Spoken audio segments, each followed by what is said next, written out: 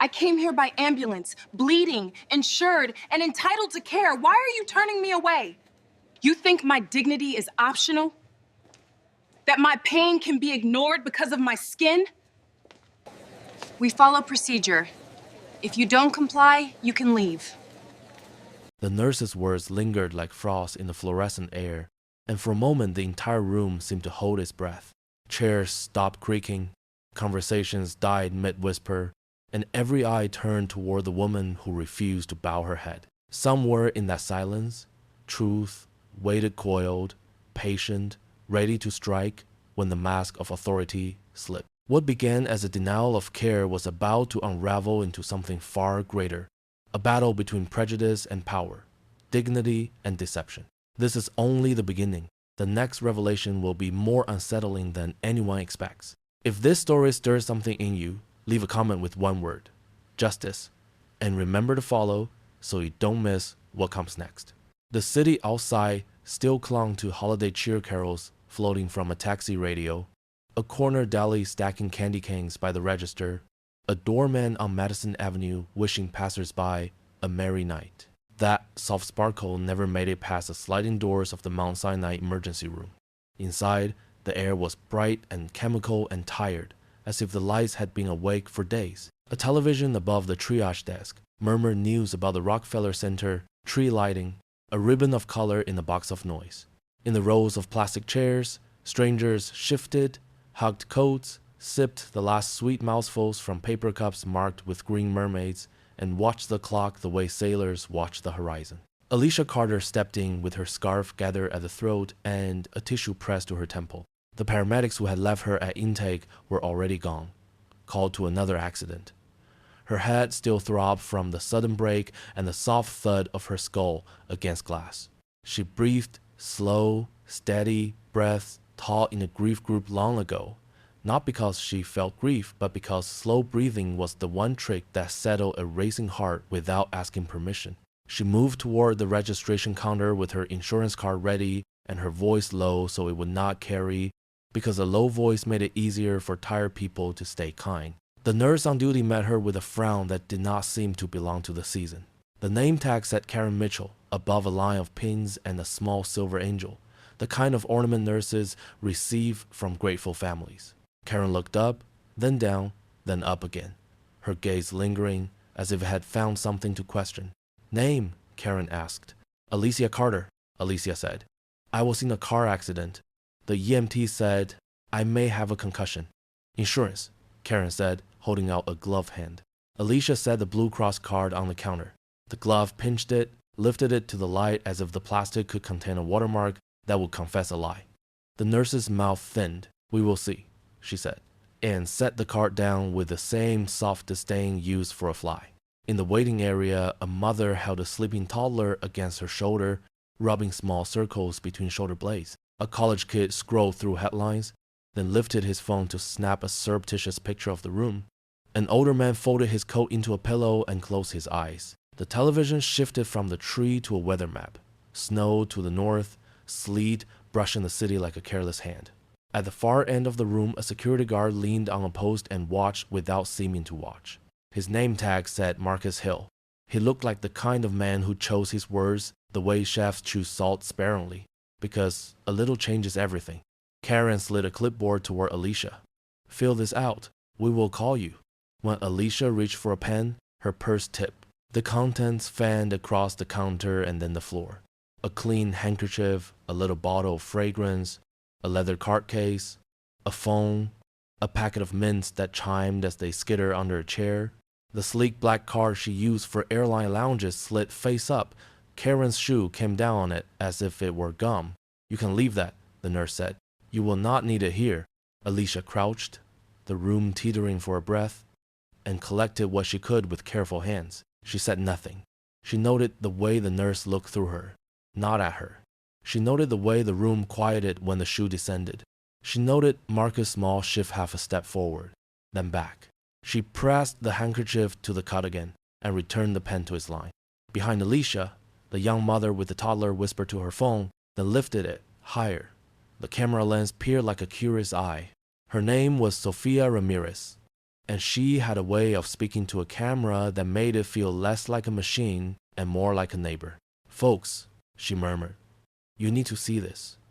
And the little red circle in the corner of the screen bloomed into the word live. Comments began to float up the screen like bubbles from a sunken story. "Say where you are, what hospital is that? This looks wrong. Is she bleeding?" Karen noticed the phone. "Put that away," she called. "This is a medical space. We comply with privacy laws." Sophia kept the lens steady on her own face for a beat, as if to say she understood.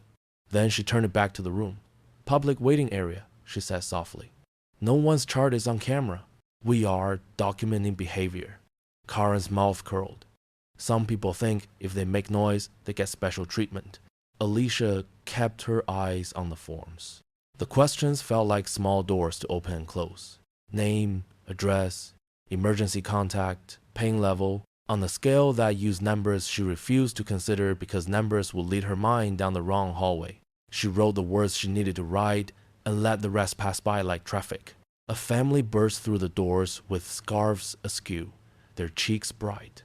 One of the teens held a to-go box that smelled like thin crust and oregano. At the nurse's station, someone answered a ringing phone and said, "Yes, the delivery is here," and a slice went onto a paper plate. The college kid walked over and set a folded bill by the box, a small gesture of holiday manners. No one thanked him. He did not seem to require it. A man in the corner coughed the cough of dry heat. A volunteer in a red vest handed out paper masks and a bowl of wrapped lozenges and said, "Take one, honey," to each person who looked up. The lights buzzed, the clock ticked, the radiator clicked. A paramedic wheeled in the gurney and wheeled it out again. The television showed the mayor greeting a choir with an expression that could be bought, rented, or returned. After a while, Alicia returned the clipboard. "Thank you," she said. Karen raised an eyebrow. "In card," she said. "Do not hand me any discount program or public assistance card." "The insurance is active," Alicia said. "You can call to confirm. We are..." Karen lifted the card to the light again, as if it were a counterfeit bill. "We get a lot of what you might call creative insurance around here," she said, and turned to the computer with a sigh that suggested paperwork was a wound she had to staunch with patience. Sophia's stream climbed from a handful of viewers to dozens, then more. The comments grew bold, then bolder. "Why is the nurse stepping on her card? Is that blood? Someone call the local news. This is discrimination." The camera did not linger on Alicia's face.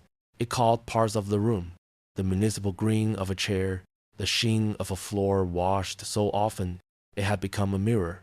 A child's rubber boots stacked one inside the other like cups. Marcus' steady hands clasped in front of him, the knuckles broad and soft-edged like river stones. Time slid forward with the frictionless feel of a hospital night.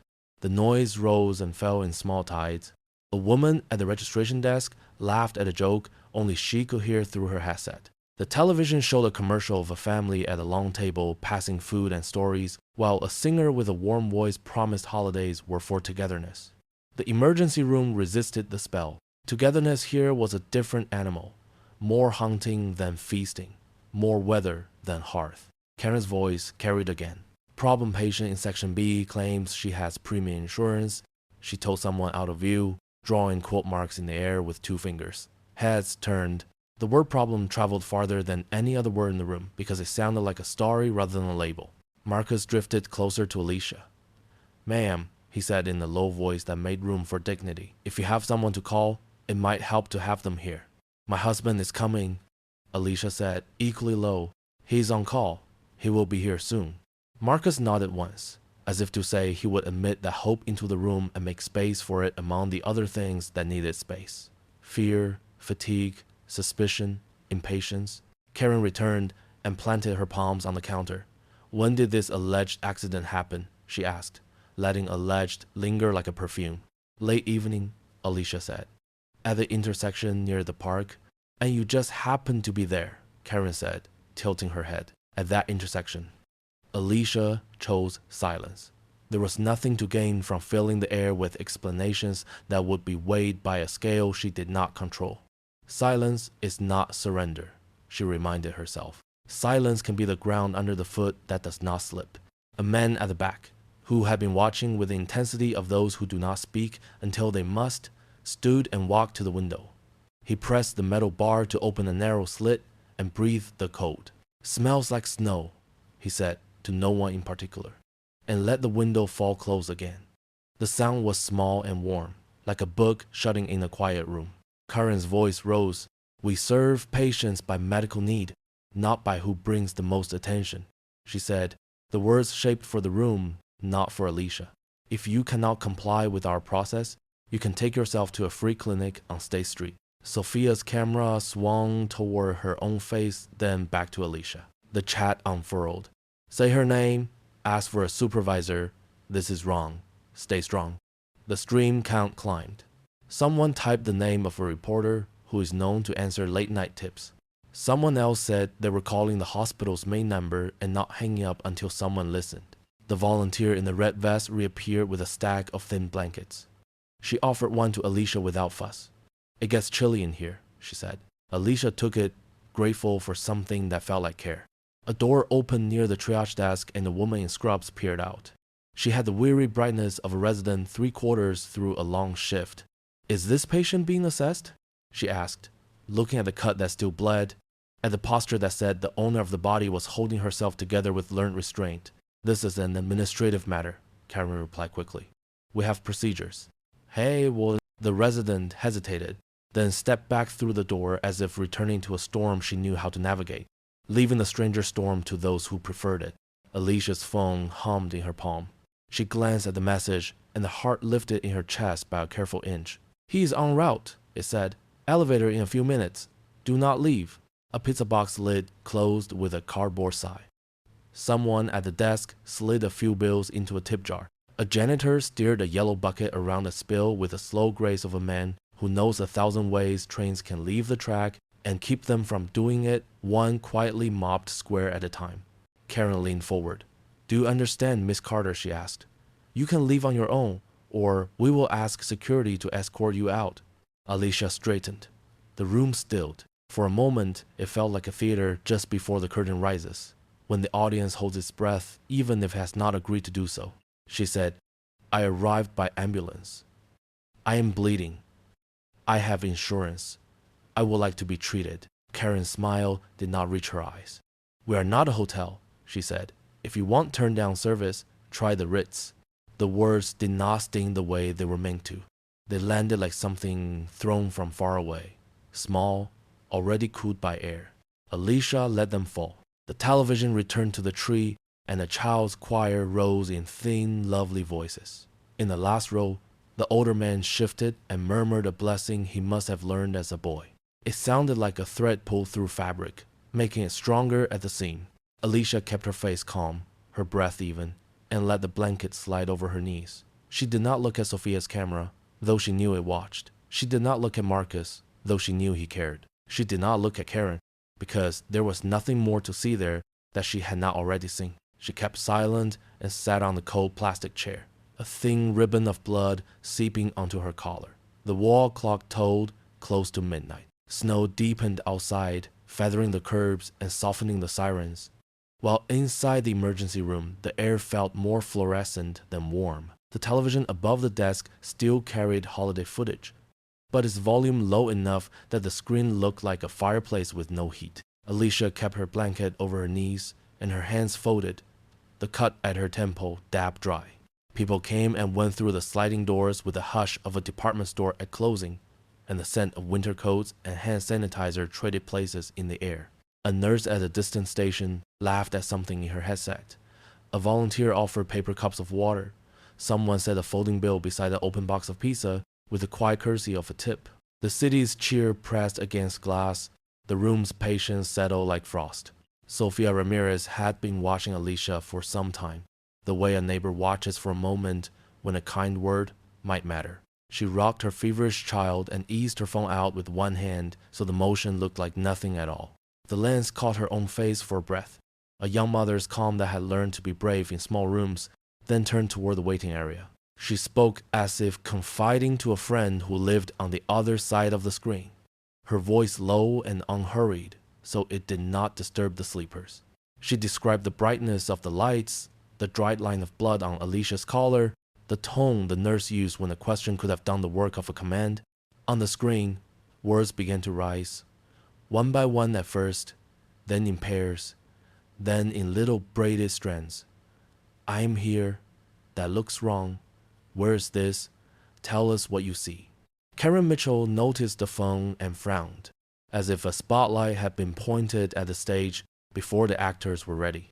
She reminded the room about privacy and compliance. Sophia nodded, still filming her own face for a moment to honor the reminder, then returned the lens to the public space, keeping clear of charts and names. The camera hovered over the line of chairs, over a pair of rubber boots stacked together, over the security guard's hands clasped carefully as if he were holding something that could split if squeezed too hard. The guard, Marcus Hill, glanced toward the phone, then away again. A man who understood both the comfort and the risk of a witness. Alicia stayed seated and quiet. She had learned years ago that some nights dignity was made of small choices repeated. Speak softly, stay still, tell the truth once, then let it stand. Her hairline throbbed, but her breathing was even. She traced the memory of snow in Washington Square Park on a night when the city felt like a cathedral, and reminded herself that this night would end too. She could feel the room's attention gather and scatter in tides, a rustle when the door opened, a hush when a nurse called a name, the slow return of murmurs like surf. Online, Sophia's steadiness made people stay. They asked for context, they asked for hospital policies, they asked what would help. A familiar phrase began to appear spelled out, words that rhymed with anger and direction, the way communities create a banner from breath, Mount Sinai shame. A handful of viewers became a small crowd became many. Someone typed the name of a local reporter known to answer late-night messages. Another typed that they would phone the hospital switchboard and remain on the line until a supervisor took a call. Sophia thanked no one and everyone with her tone alone, and kept speaking as if each word were a hinge that might open a door. The door near triage swung once more, and the resident with the weary brightness, the one who had looked out and then retreated, appeared again.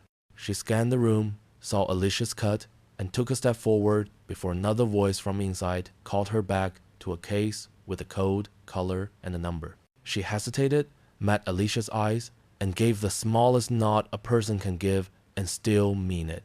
Then she was gone, swallowed by a corridor that always asks for more than gives back. Karen's voice carried in a way that voices learn to carry in heart rooms. She told someone out of sight that an uncooperative patient had arrived with questionable insurance. She formed air quotes with gloved fingers as if punctuation could harden the line she was drawing. A man by the window shifted in his chair and stared at the floor as if searching for a seam that might let the truth come through. A college student put his phone away and whispered to the older man beside him that he had seen this sort of thing before, and it never looked the same when it was over. Marcus moved closer to Alicia and lowered his voice to a register that offered help without demanding it. He asked whether there was someone she could call to be with her. Alicia answered that her husband was on his way. She did not say where he worked. She did not say what he did. She placed the facts on the table like bread and allowed them to be enough. Sophia's comments filled with small acts of instruction from strangers who had learned how to keep receipts in places where receipts matter. Write down names, write down times in words, keep your phone charged, do not sign anything that does not make sense. Others asked whether anyone had offered the woman a blanket, whether water had been given, whether there was a place to rest that was less bright. The kindness inside the questions pushed against the room's edges until the room had to make space. The volunteer in the red vest returned with another thin blanket, and this time she tucked it over. Alicia slapped away, and Aunt does a gesture that offers care without asking for closeness in return. Beyond the glass, a plow scraped the street with the sound of a giant chair dragging across a cement floor. A driver hurried in with a paper bag, announced the name of a nurse, and placed the order on the counter. As he turned to go, the volunteer caught him and pressed a folded bill into his palm. He said, "Thank you, sir," with the soft fatigue of a man who had said those words too many times in one season and still meant them. Inside the bag, the warmth of soup fought its way into the room. Karen returned to the counter with a new firmness. She said that the emergency department had criteria, and that they would not be pressured by theatrics. She suggested again that a clinic on State Street might suit better, as if addresses carry destinies and a patient can be measured by a street name. A murmur of disapproval rose from the chairs, then fell when the baby coughed and the room remembered its real work. The television cut to a commercial featuring a family by a long table and the golden roast, and the singer told the city that this was the time of year when we remember what matters. The camera panned across smiling faces. In the emergency room, people did the quieter work of remembering. A grandfather stared at a photograph on his phone. A woman rubbed the indents a ring used to make on her left hand. A teen scrolled messages from a friend who promised to hold a place in line at the midnight sale. Alicia watched none of this and all of it. She breathed. She let the volunteer's blanket hold its small warmth. She did not summon anger. She stored it like rainwater in a barrel, knowing there might be a moment to use it well. Sophia's stream thickened with attention. Viewers asked for the name of the hospital, and she spoke it clearly. They asked where inside the city it sat, and she described the cross streets as if describing a safe harbor to a stranger on a dark sea. The phrase Mount Sinai Shame repeated until it felt like a drumbeat. People tagged the reporter again, then two more. Someone said they were writing to the mayor's office even though it was late. Someone else said they were calling a station that airs early morning news. A desk phone rang and ran before someone picked up. The staff whispered in a tight circle, then broke apart with a choreography of people who have worked together long enough to know each other's rhythms. Marcus took one step closer to Alicia and stood the way trees stand when weather is coming, not to block it, but to say to the ground, "I am with you." The door sighed open, and a man in a knit cap stepped in, shook off the snow, and glanced around the room, searching for a particular face. Not finding it, he spoke to the volunteer, who pointed him toward another wing. He left as quickly as he came, leaving a draft that smelled like the city's night breath. Sophia bent toward her baby and whispered comfort that could have been a prayer or a lullaby. She looked into the lens one more time and said, with the quiet conviction of someone who has learned that saying the truth steadily is more radical than shouting it, that she would keep filming. She added that she wanted her child to grow up in a city where hospitals treated every patient with the same care they advertise on billboards. The comments answered back, yes, yes, yes, like a congregation that has decided to stay for the long hymn. Karen called for a supervisor. Linda O'Connor appeared, shoulders squared, voice set to official. She heard a version of events that omitted the tone, the shoe, the line drawn between people who deserve and people who endure. Linda repeated the policy language that sounds measured at a podium and colder in a waiting room at night. She told Alicia that disruption would not be tolerated. She looked at Sophia and told her to stop recording. Sophia said she would not. The room stretched thin, then thinner, and still did not break.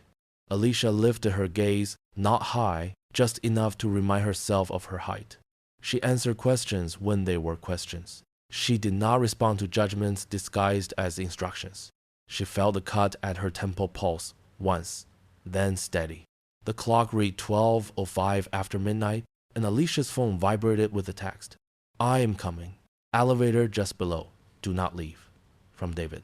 Snow leaned harder against the glass and made the revolving door move as if it were cutting through cream. Inside, the emergency room wore the heavy quiet of a place that has seen too much and keeps seeing. The overhead lights hummed a steady note.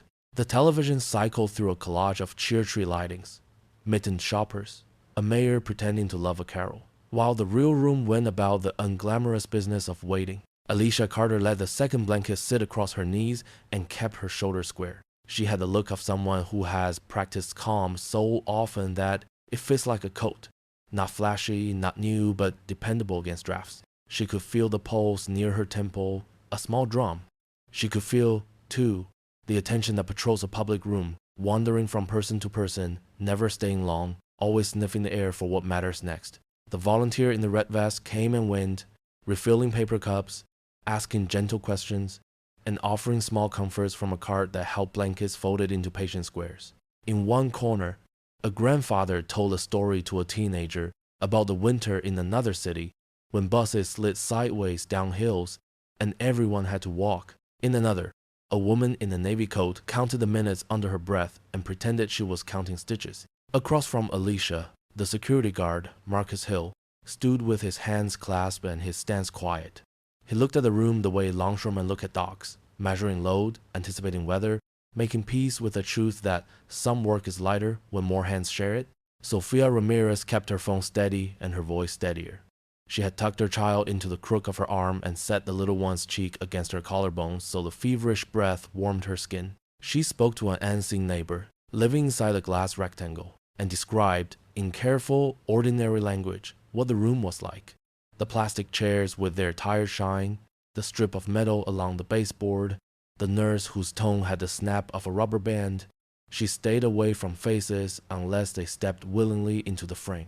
She said the hospital's name and the cross streets slowly enough that anyone listening could write them down in words. On the screen, comments accumulated like snow on the rail, people saying where they were listening from, people asking who to call, people asking whether anyone had offered that woman water, a blanket, a chair near the wall where she could rest her head. Karen Mitchell returned to the counter as if it were a stage. Her voice carried with the ease of someone who has practiced being heard. "We have criteria," she announced to no one and to everyone. "We will not be pressured by theatrics." Door. A woman in surgical scrubs opened the door and stepped out halfway. It was the young doctor from before, the one with alert eyes smudged by a long night, Emily Chen. Her gaze went from Alicia's cut to the set of Alicia's jaw to the camera in Sophia's hand and back. She took one step forward and then another voice called her back from behind the door with the clipped urgency of an attending who cannot spare hands for a tug of war. Emily gave Alicia the smallest nod, the kind that says, without words, "I see you." Then she disappeared again, swallowed by professional gravity. Karen lifted Alicia's insurance card once more and squinted at it as if a confession might be hiding in the ink. "We see a lot of creative insurance," she said. The word creative forced into a mode where it came out meaning something else. Alicia did not answer. She adjusted the blanket and placed her palms on it, one over the other, as if she were smoothing the tablecloth at a meal where kindness would be served if anyone remembered to pass it. She watched the room without staring. She watched the clock without pleading.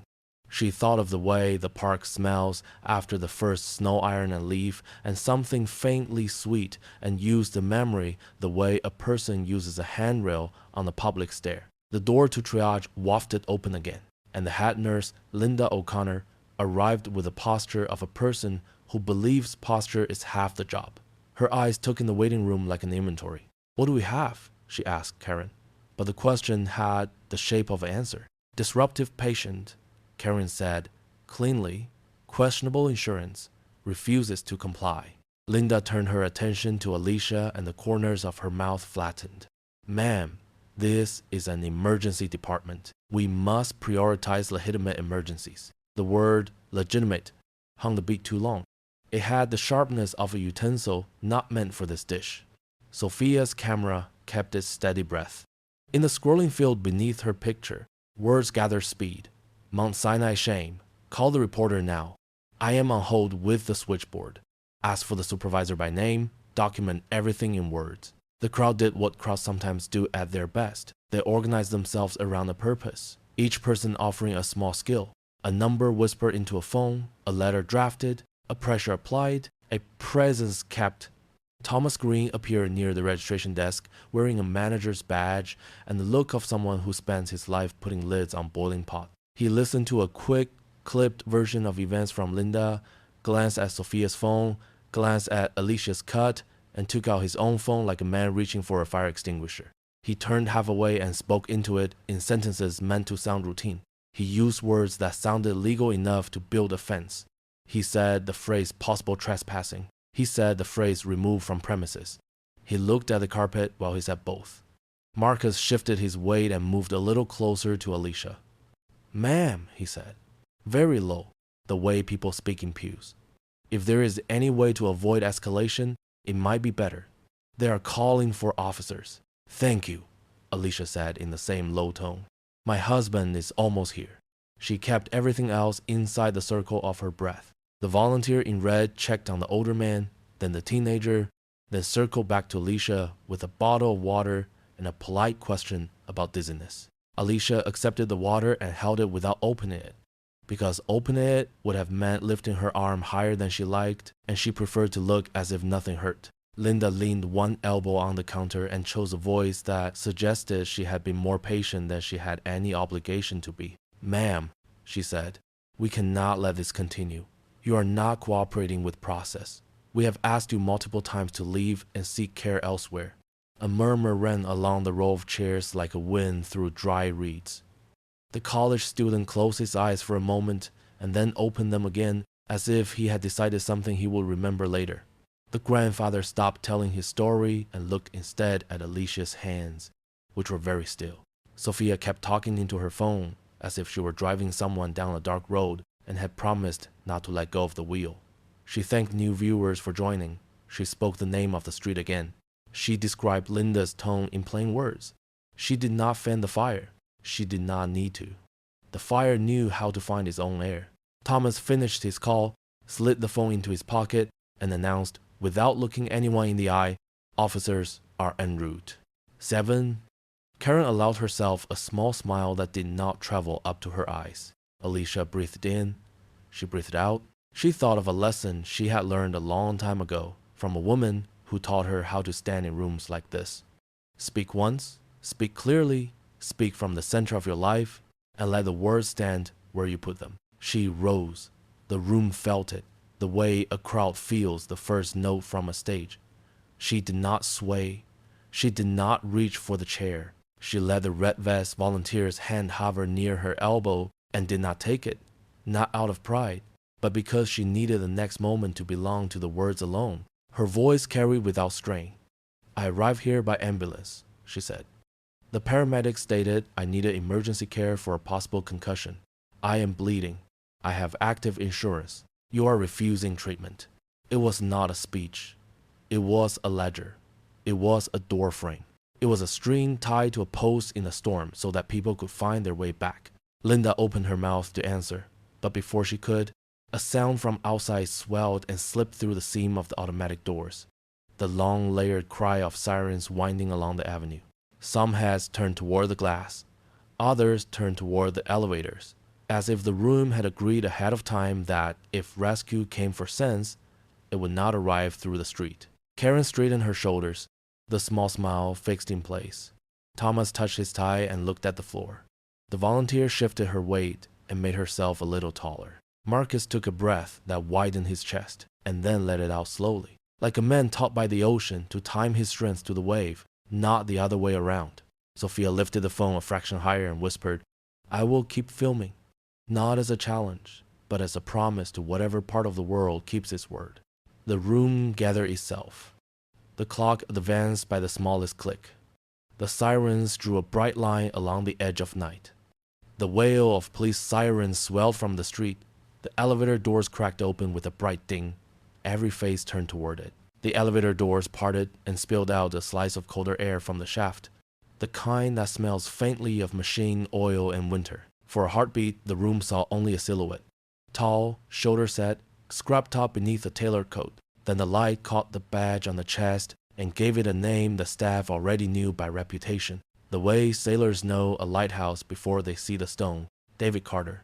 He did not stride. He did not hurry. He moved with the unshowy purpose of a man who has spent years walking toward people in pain and away from people making excuses.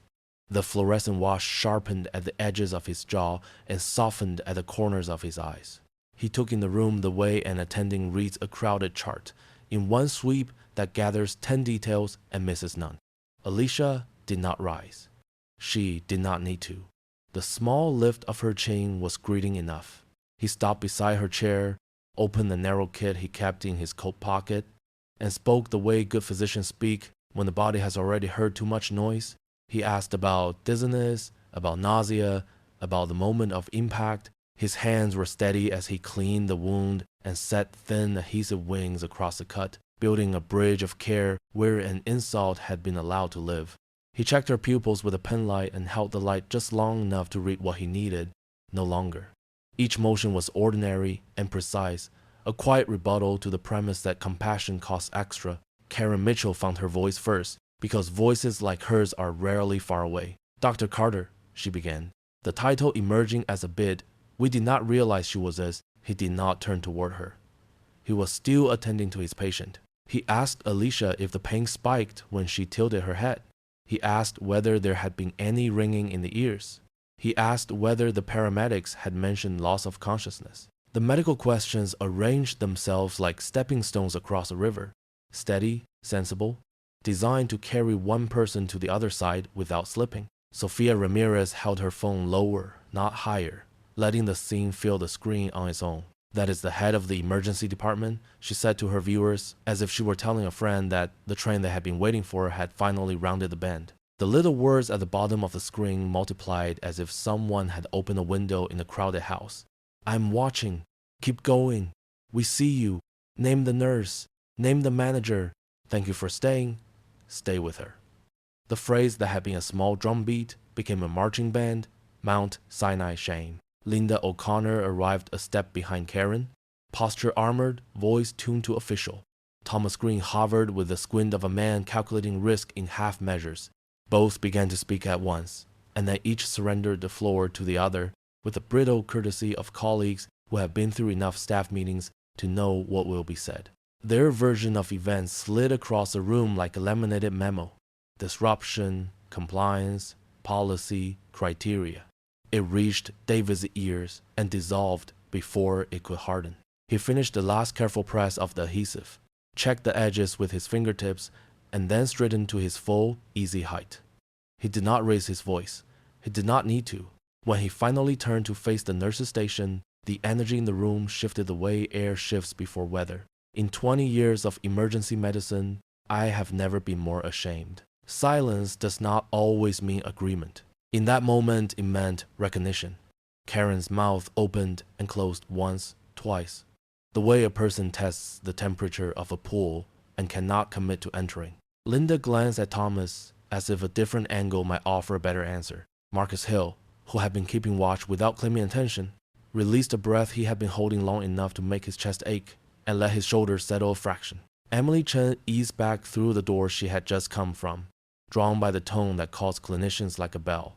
David did not continue with a speech. He listed facts instead, because facts are clean oxygen in a room fogged by spin.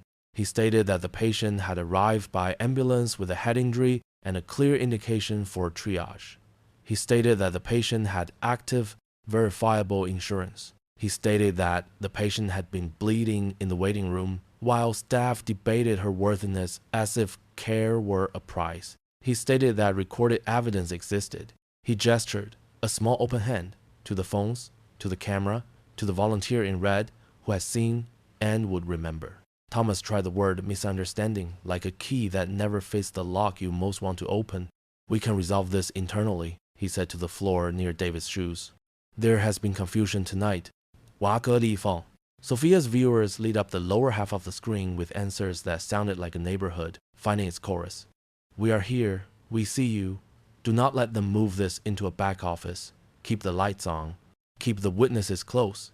One commenter typed the name of a local anchor 3 times and added please as if the word itself were able to bend a signal toward a tower. Another posted the hospital's main number again and asked others to call and remain on the line. The red vest volunteer returned with another blanket and set it over Alicia's lap with an ounce deafness. The kind that means, "I will help and I will not make you talk about it until you want to." Karen tried again. "Dr. Carter, with respect, we have protocols." We followed.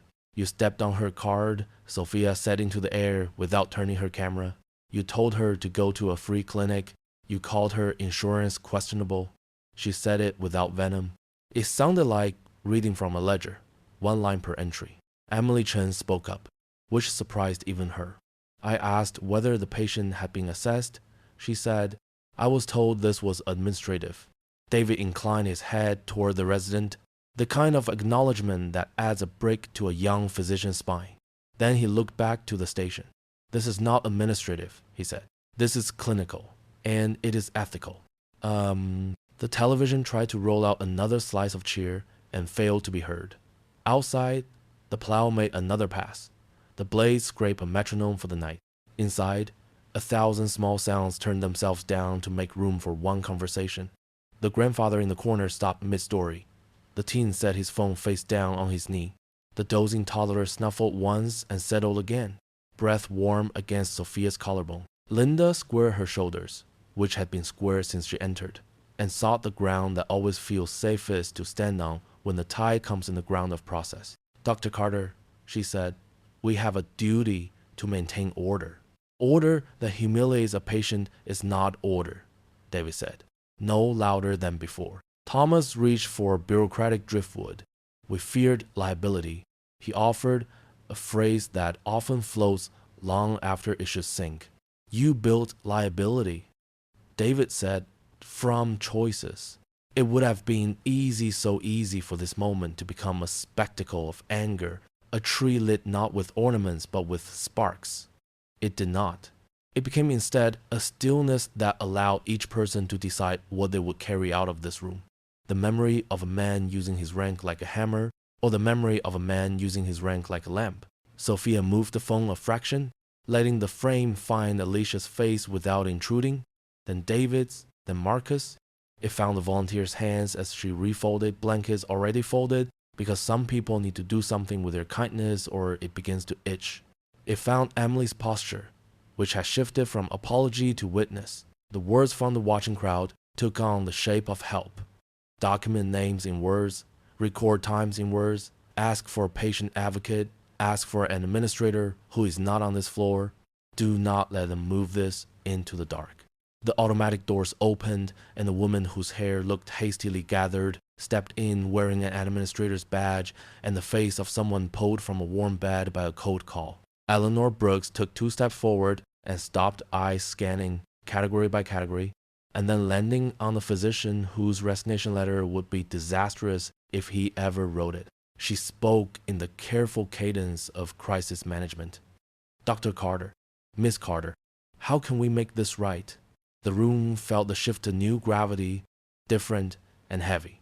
Leaders tipped their weight toward it without meaning to. Karen's hands found the edge of the counter and held on as if the laminate were a rail on a moving ship. Thomas smoothed a tie that did not need smoothing. Linda's jaw worked once and then stilled. David glanced at Alicia. It was not a flourish. It was a question that asked and answered itself. Yours or mine? Her mouth did not move, but he read the line of her shoulders and understood. He nodded, the smallest grunt of a floor he could make without words, and stepped half a pace back. Eleanor repeated herself, because repetition is a ladder in a flood. How can we make this right? The livestream audience seemed to lean forward all at once, even though leaning forward changes nothing about how quickly words travel through wires. The volunteer in red did not move. Marcus shifted to stand not between anyone and anyone else, but close enough to memory to be asked later and believed. Emily tucked the stray hair behind one ear and held still as if stillness were a way to sign a document with her body. Alicia sat, the blanket a soft weight across her knees, the adhesive wings clean and new against her skin. She did not yet speak. The room learned again that quiet can be strategy, not absence. The staff, who had been loud, now tasted a new ingredient in the air and could not name it. Perhaps it was consequence. Perhaps it was turning. David's gaze moved once more across the space, registering faces that would appear in sleep later. The grandfather and the teen, the woman with the navy coat, the delivery driver counting folded bills in his pocket in the cold, the baby whose cough had quieted for a merciful stretch. He did not try to own the silence. He let it belong to the person who had been asked the question. Alicia slowly reached into her wallet. It was a simple motion, practiced 1,000 times at counters that looked exactly like this one and nothing like it. Her fingers found what they sought, and she drew it out with the same steadiness she had used all night to hold herself together while others came apart. She lifted the card so the room and the camera and the people on the other side of the glass rectangles could see what it said and what it meant, each in their own dialect of recognition. Alicia slowly took her bar card from her wallet and held it up for all to see. The air seemed to hold its breath. For a long breath, the room simply looked as if eyes could touch. Alicia kept the small rectangle steady, the print clean against the light, the way a name looks when it no longer asks permission to be said aloud. When she lowered her hand, she did not rush the moment. She spoke each word as if it were a rung on a ladder built for nights like this. Civil rights attorney, New York bar. The words did not shout. They found their places and held. A ripple moved through the waiting area, the kind that changes nothing and changes everything, and then settled into a quiet in which choices could be heard. David remained at her side, a still presence whose attention had weight. Marcus stood near enough to be counted on, far enough to be neutral. Emily hovered at the edge of the doorway, the door half open behind her, like a suggestion of another path no one would take tonight.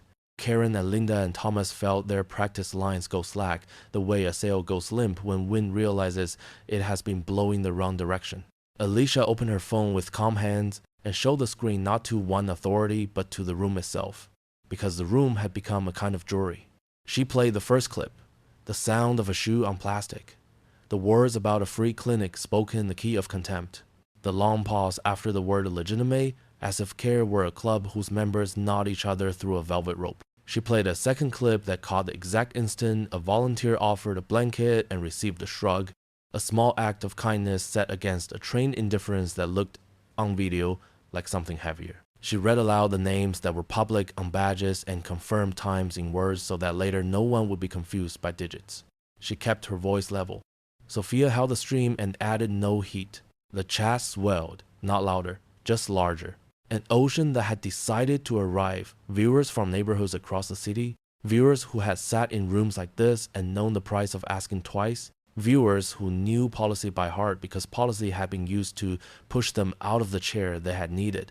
Eleanor Brooks, the administrator whose arrival had bent the room's gravity, took a measured step forward. She had the look of a person trained to lower temperatures by moving conversations into carpeted spaces with softer lamps.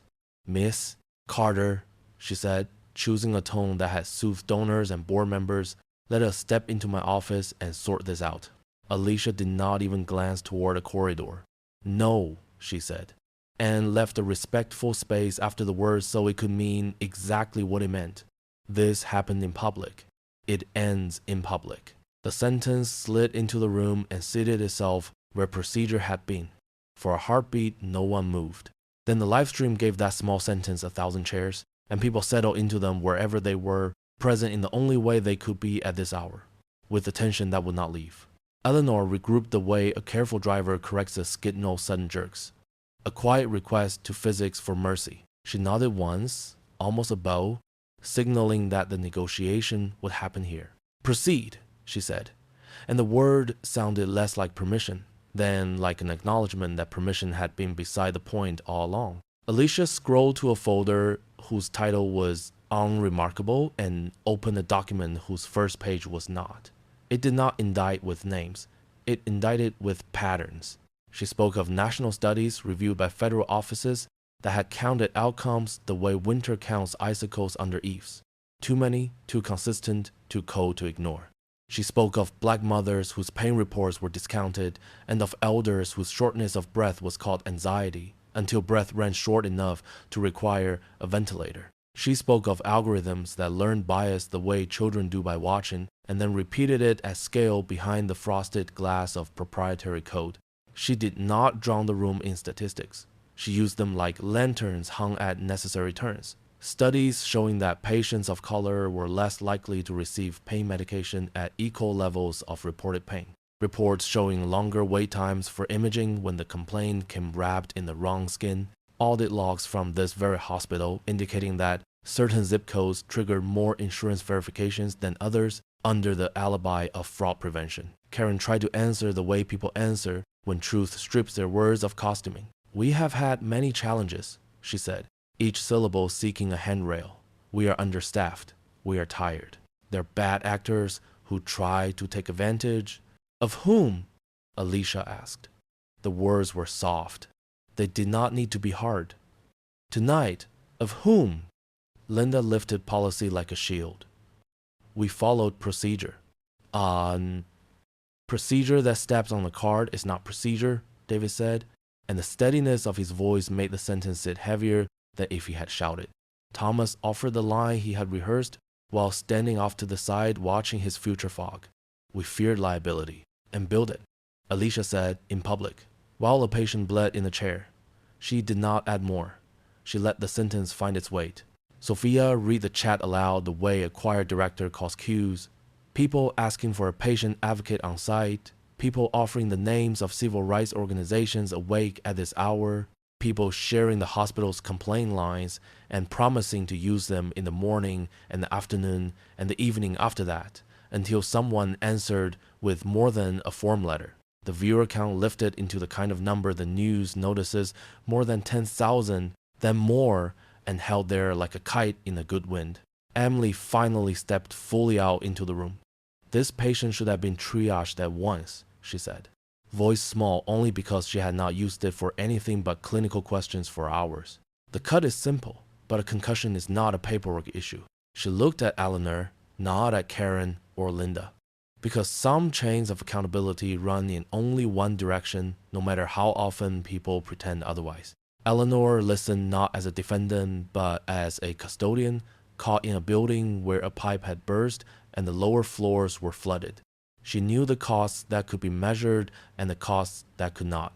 She could feel the angle of the story, the way it would be framed by a city that loves drama and also loves justice, when justice is presented as a good ending. She took a breath as if scenting which way the wind would take the smoke.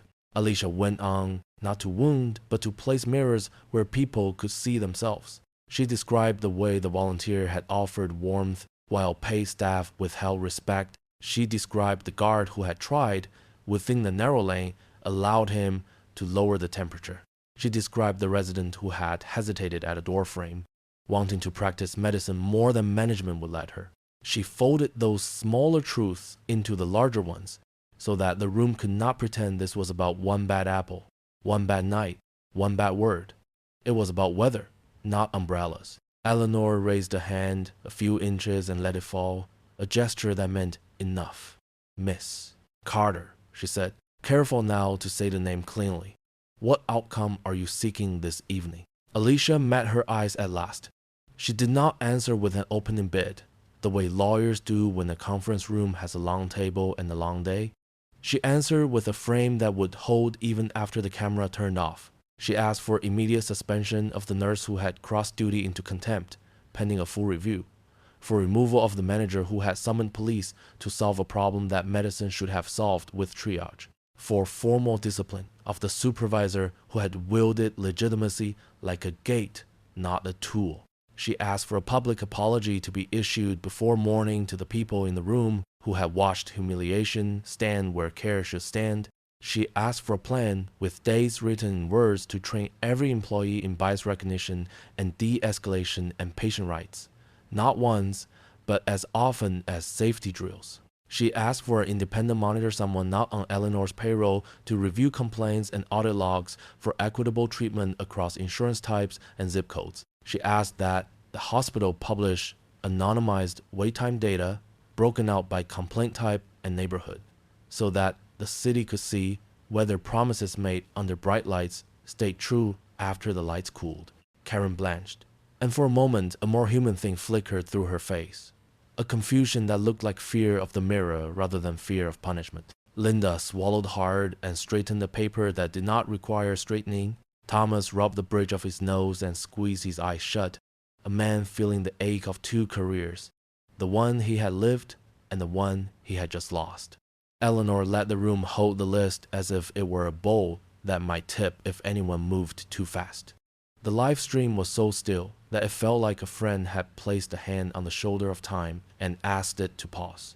The volunteer in red stood with her hands folded over her clipboard and looked as though she had been waiting years to see a knight land on truth this way. Marcus shifted one shoe and stilled again, a tree deciding to carry one more moment of weather without complaint. Alicia did not add anything else. A list can be a sermon when it is spoken without malice. David did not speak for her. Emily did not step in with a translation from clinical to moral. The crowd inside the camera offered its hum of support and patience. This was not the kind of drama that throws plates. It was a kind that places them exactly where they should have been all along and asks who will sit down and learn how to eat together. Eleanor felt the delicate hinge upon which the night now swung. She did the math that leaders do. Reputations salvaged and ruined, news cycles measured in sunrises, donations that come with unspoken conditions, staff who will walk if they are not given reasons to stay. She lowered her voice to a register that belongs to boardrooms and verandas and now, apparently, to emergency rooms at night. She understood that whatever words she spoke next would not be for the contract alone, but for the city watching through glass and for the people who had learned over too many years to hear the difference between promises and plans. Her face paled a shade that had nothing to do with fluorescent light. She looked at Alicia, not at the phone, not at the hovering staff, not at the man whose resignation would ruin her quarter, and asked, so quietly the microphone had to lean forward to catch it, while the camera kept rolling, "What do you want?" Eleanor stood very still, as if stillness could steady a room. The question she had asked a moment earlier hung there between them. And in the pause, the emergency department arranged itself into a kind of listening. The volunteer in red with her clipboard held close, Marcus rooted like a patient tree, Emily quiet at the threshold, David a half step back in a posture that was both protection and deference. Alicia answered not with a speech but with the shape of a plan that could hold, a plan that measured respect in actions rather than apologies. She named the first steps again so no one could pretend to have misheard. Immediate suspension of the nurse who had crossed from procedure into contempt, removal of the manager who had summoned police in place of triage, formal discipline of the supervisor who had used legitimacy like a gate instead of a guide. She named the public apology, delivered before morning, addressed not only to her but to everyone who had watched humiliation sit where care should sit. She named the training, recurring and real, with dates in words so that calendars could not blur them. She named the independent monitor. She named the publishing of anonymized wait times and outcomes so the city could see promises kept or broken in daylight. Eleanor nodded slowly, each inch an admission that the ground had shifted. Her face did the math in front of them, and when she spoke, her voice did not reach for carpeted rooms. "We will do this," she said, and the "we" sounded less like a brand and more like a group of human beings who had been reminded that their work began and ended with human dignity. She turned to Karen without theatrics. "You are suspended, effective now, pending review." She turned to Thomas. "You are relieved of duty." She turned to Linda. "Disciplinary action begins tonight." The sentences were playing, and because they were playing, they felt like stones set in a new foundation. Sophia did not pen for effect. She lingered on Alicia's face long enough for viewers to see the relief that never reached for triumph. The chat answered with a quiet flood of yes and thank you and keep going, and then settled into attention again. David did not smile. He checked the edges of Alicia's bandage once more with the ordinary tenderness that had been the truest thing in the room all night. Marcus shifted his stance and rolled his shoulders back as if to make space inside his chest for breath he had been saving. Eleanor looked toward the volunteer desk. "Bring a form," she said, and when one arrived, she did not gesture to a back office. She placed the paper on the counter where the insults had been said earlier and took out a pen that clicked too loudly in the quiet. Alicia spoke the terms, and the administrator wrote each one in words, not digits. Suspension this night. Public apology before morning. Training scheduled to begin on the day the week turned, and then again before the month ended, and then again before the year turned. Independent monitor retained by the end of the following week. Data publication to begin with the next month. The volunteer read each line back as if reading vows. Eleanor signed first, then dated in words. She handed the pen to David. He did not sign. He initialed the line marked witness. Alicia did not sign either. She kept her hands in her blanket as if to say that the paper mattered less than what would happen at dawn.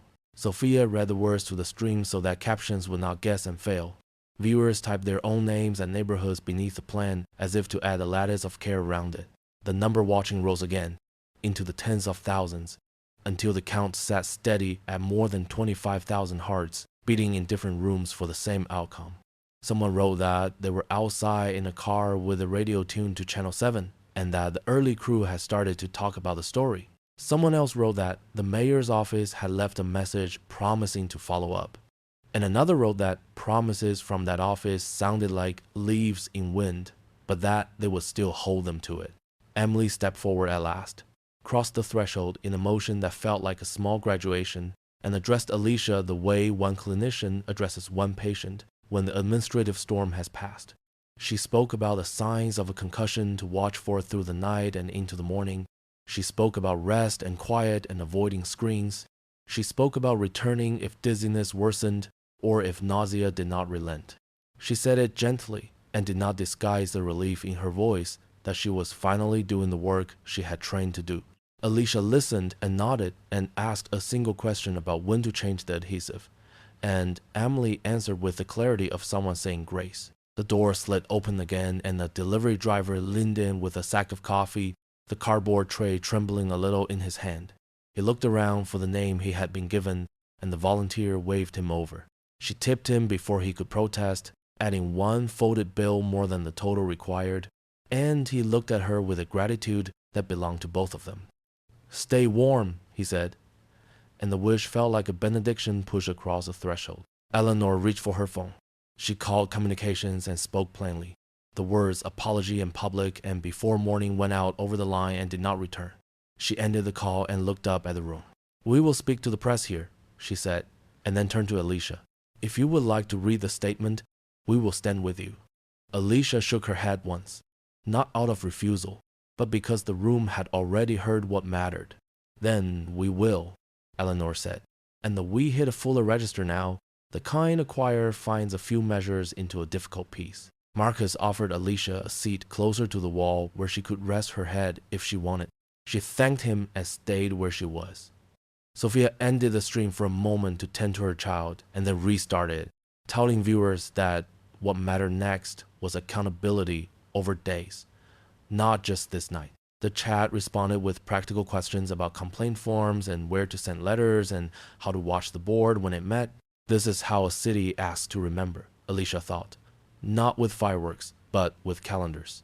Outside, the snowplow made another pass, carving a clean line down the avenue. Inside, the room loosened an inch.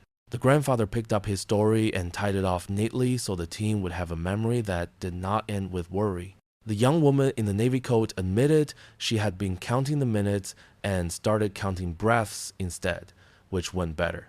Someone across the room asked softly if anyone wanted a donut, and the volunteer laughed in a way that sounded like mourning. Eleanor stepped to the center of the waiting room, looked at the camera and at the people who had become a congregation by accident, and read a statement that did not pretend this was less than it was. She apologized to Alicia Carter and to every person who had witnessed the failure. She named the failures out loud. She promised actions inside dates, not just intentions. She said the words bias and harm and reform without choking on them. She did not ask to be thanked. When she finished, she folded the paper in half with care and handed it to the volunteer as if the paper belonged to the room now. David checked Alicia's pupils again with the penlight and nodded, satisfied with the symmetry. He placed the kit back in his pocket and, for the first time all night, allowed himself to rest one hand lightly on the back of her chair. Emily excused herself to return to a room where a different patient needed a different kind of attention. Marcus took a slow walk along the far wall, not to patrol, but to let his body signal to his mind that the temperature had fallen. Alicia watched the staff move like a different kind of tide. Purposeful, not panicked, humbled, not hollowed. She thought of all the nights this room had seen, and all the ones it would see, and how long it takes concrete to forget the shape of footsteps. She thought of the volunteers' blankets and Marcus' careful stance and Emily's nod, and how those small things had bent the arc of the night as surely as the big ones had. She felt the ache behind her eyes that arrives when adrenaline loosens its grip, and she let it be without apology. Phones in other hands began to ring, reporters confirming names, a producer asking for a quote, a church friend checking in. The stream's comments shifted from anger to logistics, because the mind that rages also wants to build. Someone offered to design a simple site to host the published data. Someone else promised to show up at the first training session and stand in the lobby until staff knew the community would keep watch with them, not against them. A pastor wrote that he would preach about this on Sunday and invite nurses to stand to be blessed. The volunteer in red brought Alicia a fresh cup of water and a small packet of crackers, as if to remind the body that justice does not cancel hunger. Alicia took the packet and smiled with her eyes. David asked if she felt steady enough to stand, and she said yes, and then waited a few breaths to be sure that yes was true. He offered his arm, not as a brace, but as a courtesy, and she accepted for the same reason. They stood together, husband and wife, physician and patient, two people who had not needed labels tonight to know who they were. Eleanor waited nearby for any last instruction. Linda, chastened, stood a little off, her eyes wet and her mouth a straight line. Thomas looked as if he had misplaced something inside himself he could not easily find again. Karen stared down at her own hands with a gaze that had finally turned inward. None of that felt like victory. It felt like a beginning with a cost, which is the only kind of beginning that lasts. Sophia closed her stream with a promise to return in the morning and then turned her camera back on because the moment did not want to end. The room breathed as one. Channel 7's camera crew slipped into the lobby and began to find their angles. A janitor buffed a small scuff off the floor with a toe and grinned at his own stubbornness. Alicia and David walked slowly toward the doors. The volunteer held one open and said goodnight in a voice that had no layers. The city's cold met their faces like a reminder that seasons keep their word even when people do not. Snow sifted from a changed sky. Alicia looked up once, then straight ahead. The volunteer returned to her cart. Marcus resumed his quiet orbit. Emily's voice floated from down the hall, saying a patient's name the way good doctors do, as if names themselves are a kind of medicine. Back at the registration desk, Eleanor placed the signed paper in a clear sleeve and set it upright, visible.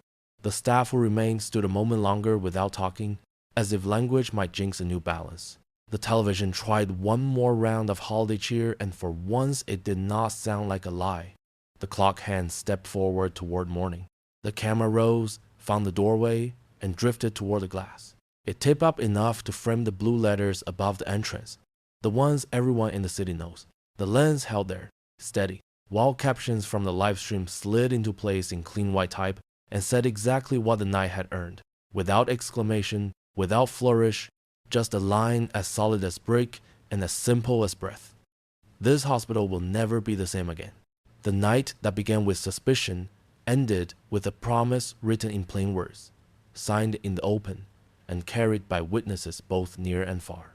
In the hush that followed, the waiting room seemed less like a place of transaction and more like a chapel where truths had finally been spoken aloud.